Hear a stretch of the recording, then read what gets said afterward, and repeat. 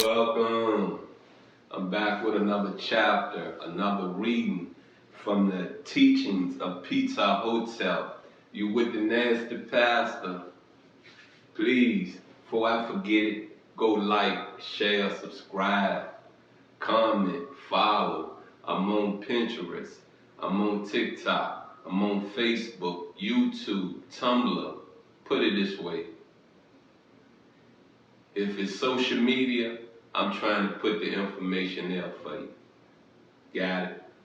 That's the only way we can connect, unless you meet me out in the streets at the bus stop somewhere. We can chop it on up. You know what I mean? But anywho, look, it's been fun.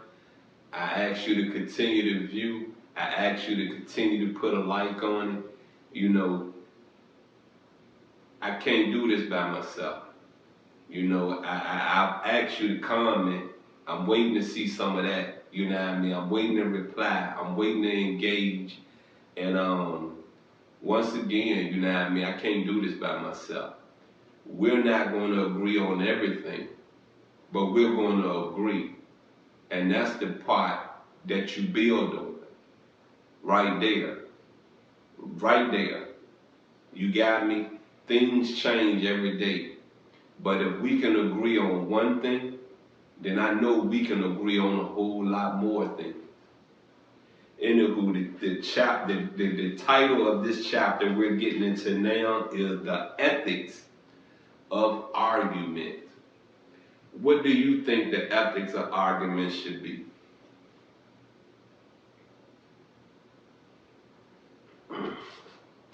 I learned a long time ago in the 90s, you don't have to argue. You can agree to disagree. You feel me? You got me? We pick and choose our battles, right? Especially these battles that's one-on-one. We pick and we choose them, right? Good. Learn to agree to disagree, because see, when you argue with people, you don't do nothing but get your blood boiling. You don't do nothing but get your mind out of focus. You feel me? Sometimes it's best to walk away. Sometimes it's best to say, you know something, I'll get you another day because you ain't worth it today. Sometimes it's best to say, you know something, you ain't even worth it. Why should I piss myself off to piss you off? I don't let a lot of them live. A lot of them live. Some of them I hate to go and kill them because it goes all the way back to the sandbox. You feel me? It need to be addressed. Anywho, let's get into this reading. And once again, the title is The Ethics of Argument. Number 1, be not proud because thou art learned, but discourse with the ignorant man as with the sage. For no limit can be set to skill, neither is there any craftsman that possesseth full advantages. Fair speech is more rare than the emerald that is found by slave maidens on the pebbles. You get that? You get it? Fair speech is more rare than the emerald that is found by slave maidens on the pebbles. Come on, man. They were just disrespectful back in them days then, right? No one had nothing nice to say back then, right? Peep this out. I thought about this yesterday. The world was so disrespectful that our Creator sent a flood, water, to demolish the world. You got what I'm saying? You got me? How do you think whom we pray to really see us after sending a flood to get all the wickedness, all the evil of the world, but kept Noah's blood, man? You got it?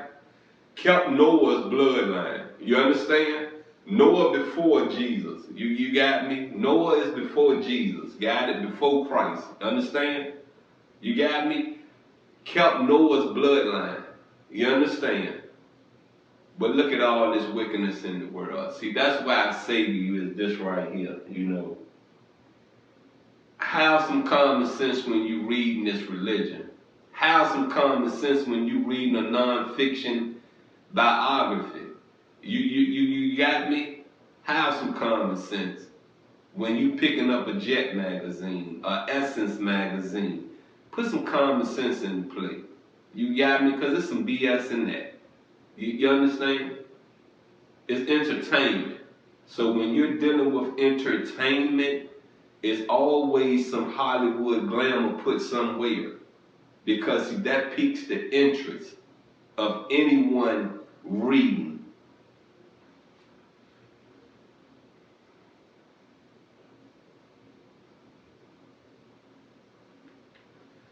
If thou find an arguer talking, one that is well disposed and wiser than thou, let thine arms fall. Bend thy back. Be not angry with him if he agree not with thee. Refrain from speaking evilly. Oppose him not at any time when he speaketh.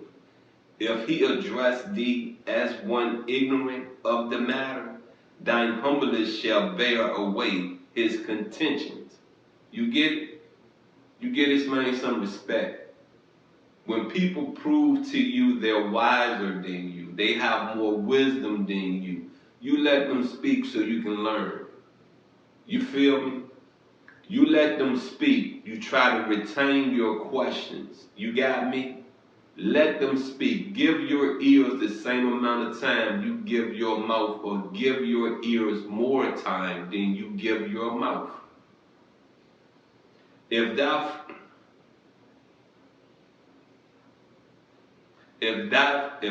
find an arguer talking, thy fellow, one that is within thy reach, keep not silence when he saith aught that is evil.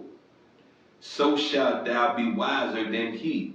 Great will be the applause on the part of the listeners, and thy name shall be good in the knowledge of princess. Number 4, if thou find an arguer talking a poor man, that is to say, not thine equal, be not scornful toward him, because he is lowly. Let him alone, then shall be confound himself.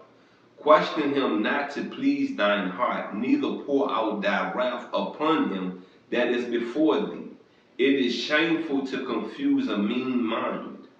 If thou be about to do that which is in thine heart, overcome it as a thing rejected of princess. You got what I'm saying? People was picking on the poor people back then. There was no equality in the world back then. There was different levels of life back then. So being a minority, being in poverty, always existed on this rock. Always have existed. And for the, peep this out, man. You know what I mean? I'm a minority. You know, I know what poverty is. So I put myself in the class of a minority. And we all want to get out. We all want more than the level we're at in life. But I say this, if you want more material things, then you a fickle-minded person. You know what I mean? If you want to reach some a reward, put it this way, I'm gonna just say it, some peace in your life, you can get it, you can attain it, you can maintain it, you can keep it, and peace is more better than me than any material thing. You got me? If I allowed you to come in my life and tear it down, then I didn't protect the peace in my life, and I must never appreciated the peace in my life. Having peace is more precious to me than anything materialistic. Point blank, period. Got it?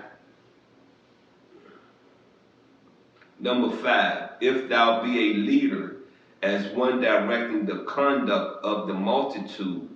Endeavor always to be gracious, that thine own conduct be without defect.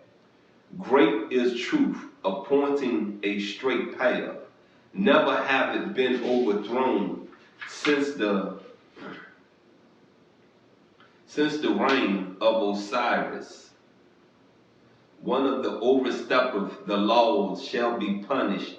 Overstepping is by the covetous man, but the degradations bear off his riches, for the season of his evil doing ceaseth not. For he saith, I will obtain by myself for myself, and saith not, I will obtain because I am allowed, but the limits of justice are steadfast. It is that which a man repeateth from his father. So, you know what I mean? Basically, you're doing the same thing, you know what I mean, your dad did. You know, honestly speaking.